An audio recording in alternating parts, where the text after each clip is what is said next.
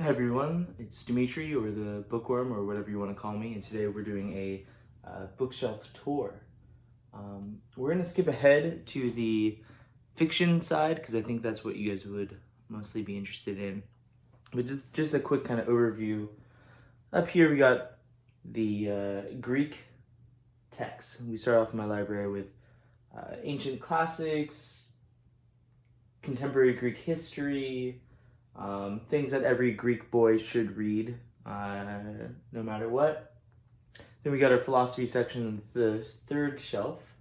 Below that we have our kind of nonfiction, poli-sci, political kind of texts, and then poetry at the very bottom. Up there we got our cat books, because every good bookshelf needs cat books. And we got our travel section, my music, pop culture kind of stuff right over there. And then we get into our fiction. Fiction starts here. We'll have to skip these two rows because they are the graphic novel, comic book section, which probably will be its own video as well. And then the whole rest of the shelf is fiction. All right, we're coming down to the fiction section of my bookshelf, which is definitely more than half of it. And we start with over here, and already I'm seeing some rule breakers, as Matthew McConaughey would say, and I definitely don't hate myself for making that reference. But what I mean by rule breakers, there are some nonfiction pieces in here. Let Us Now Praise Famous Men is definitely nonfiction. But I put it here because I consider it literature, and so maybe that's a better term for this section. And then all these Comet Bus publications, despite everything. Aaron Comet Bus is a drummer for this punk band that I don't remember the name of, and he's written a few magazines, zines, that's the term I always have to remind myself. I want to say zines, which is maybe shows how old I am. But he wrote this, The Loneliness of the Electric Menorah, one of my top reads a few years ago. It's about the bookstores in Berkeley and the start of the paperback revolution in book publishing. I highly recommend reading that if you can grab a copy of that. What else is here? This book is a strong recommendation. You know, Mark Z. Danielewski's House of Leaves. This is what made me fall in love with experimental fiction, because of all this kind of experimental stuff. Maybe this is a spoiler. I don't really think it is, but there's so much cool things in here, and it's actually a good book. I loved House of Leaves. I loved it so much I started to read other things by Danielewski. I read 2 of the Familiar books, a series that he created, and they were really bad and made me hate experimental novels again. So, sorry for people that love them. Here's my graphic novel section, which I might do a separate video on. Definitely not everything in there. And then we move down to an alphabetical order. I guess that's how I order everything. My next shelf of books. Okay, so, you know, definitely love a heartbreaking work of staggering genius. I feel like if you move to San Francisco, if you live in the Bay Area, that's a must read, especially when you're in your early 20s. Jeffrey Eugenides, I did a video on him. One of my favorite authors. I think he's supremely underrated. Check out that video if you haven't seen it yet. We got Faulkner. I took a class where we studied Faulkner and Henry James. Did not love Henry James, but I loved Faulkner. But surprisingly, I haven't read The Sound and the Fury. I've read all the other ones except Sound and the Fury. So that's been on my to-read list for a long time. I fell in love with Jonathan Safran Foer with Everything is Illuminated. I read Tree of Codes by him, and all of his other books. I guess I've read all of them, and it seemed really cool at first as like concept for a book, where it's essentially found poetry, so it's not that unique of a concept, but the production level is really cool. But then I started to think of him as a hack after that book. I spent $110 on that copy because they don't publish them anymore. But I remember really loving this book, and I don't know, I'm scared to go back to it because I'm wondering if it's going to be the same kind of experience rereading it. If I would still love it as much. That kind of goes the same with this series up here. This was my first love, the Hitchhiker's Guide to the Galaxy series. I read this in middle school. It was the first book series that went all the way through, and I loved it so much in that time period of my life. But I'm afraid that if I picked it up again, which I've been wanting to, I wouldn't love it as much. And that's been the biggest holdback. I've cracked the book open, read the first 2 pages, and like, I don't want to ruin this. I don't know. If someone's read this book or that book recently, let me know what your thoughts are, and maybe I'll pick them up again. But okay, so we're down here. Self-read Madame Bovary. But I love Ford Madox Ford. This is the best French novel written in English. That's what it's been kind of coined as. This is in my top 10, maybe top 5 books of all time. This is just heartbreaking. The original title was supposed to be The Saddest Story Ever Told. It's a beautiful kind of romance or unromance. I don't know how to really explain it that well. Stars a Young Werther by Goethe. Definitely not great, but I think something that you kind of have to read. I teach Lord of the Flies. And then we got my Hemingway section starting over here. I went to Pamplona for the Running of the Bulls, and so I felt like I had to read Death in the Afternoon, and it was terrible. Really, really terrible. This is Hemingway trying to popularize bullfighting for the Western or the non-Spanish audience. I'm struggling with words.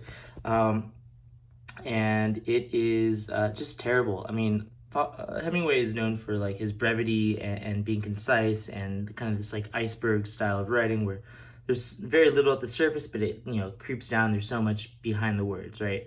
This is maximalist Hemingway. It's him trying to be like Faulkner, and it's really terrible, really terrible. And bullfighting, is I wouldn't be happy if bullfighting came to my home state, but I guess I can't really judge it elsewise. It has its own traditions. Anyways, I haven't read this yet, but I kind of like A Movable Feast. I think everyone should read Hemingway's short stories. That's, I think, where he's strongest, when he's brief. But I also loved some of Hemingway's stuff up here.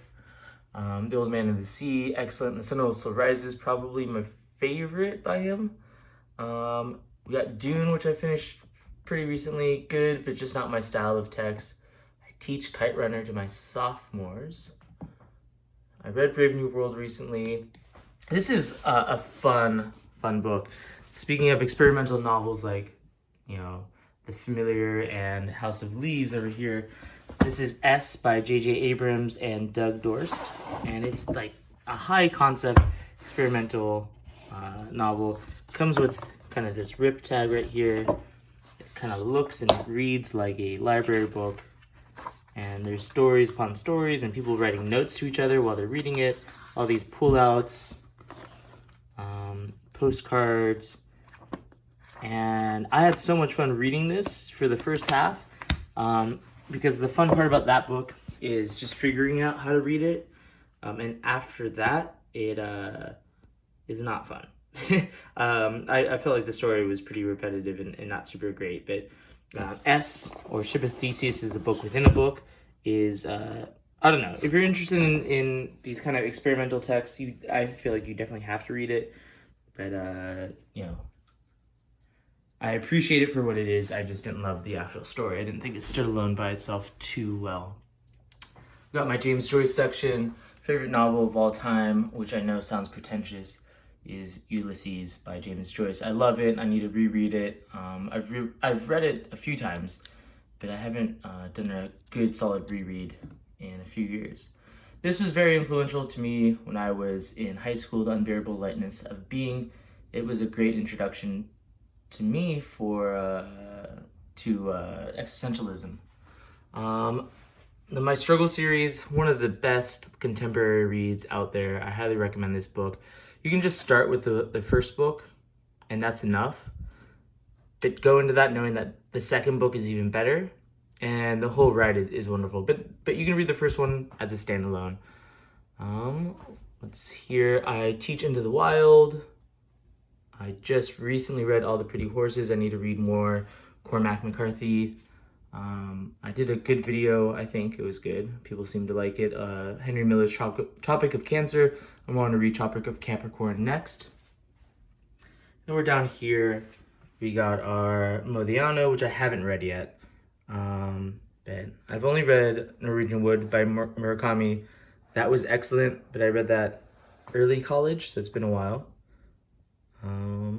They're also excellent. I teach both of these books, and because I teach 2 Orwell books, I feel like I have to read more. So I really loved his Homage to Catalonia, which is about his time fighting in the Spanish Civil War. I read this book, A Tale for the Time Being by Ruth Ozeki, when I went to Japan, and that was just a great kind of intro into the culture for me.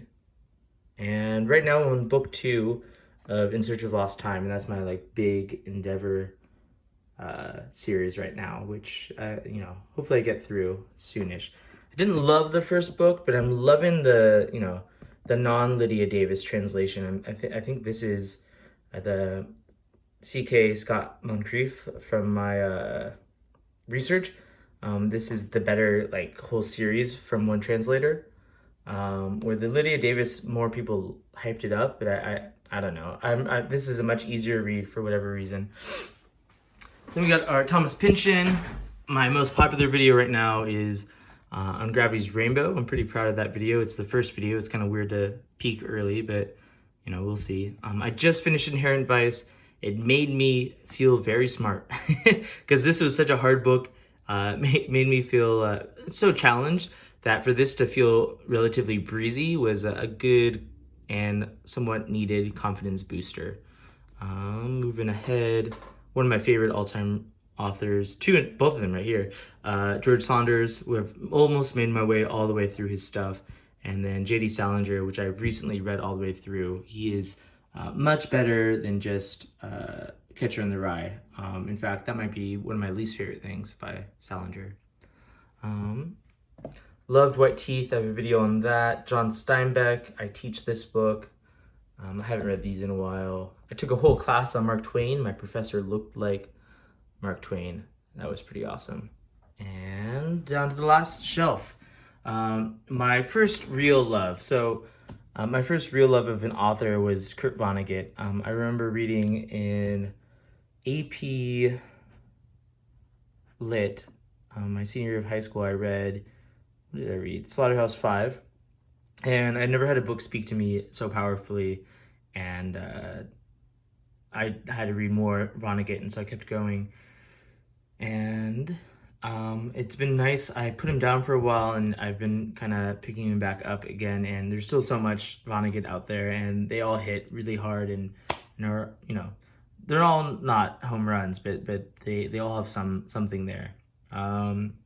Definitely had the David Foster Wallace phase, which I might peek into again one day.